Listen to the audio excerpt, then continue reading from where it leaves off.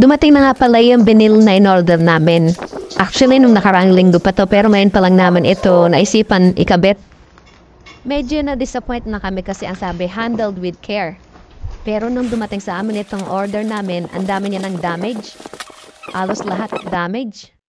Pero dahil wala na rin kami magagawa, andito na rin to, ikinabit na rin namin. Hindi kasi lahat ng area ng restroom namin ay may tiles.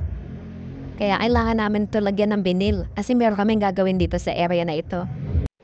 Na-order na pala namin to sa halagang 450 pesos, 10 pieces, may free pa na isa. Medyo nakatipid din kami na konti kasi kung bibili ka sa ibang shop, sa isang peraso nito, 50 pesos na rin.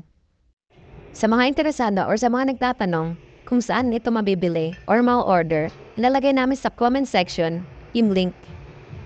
At pwede rin kayo maka-order sa yellow basket na inyong makikita sa baba. Order na!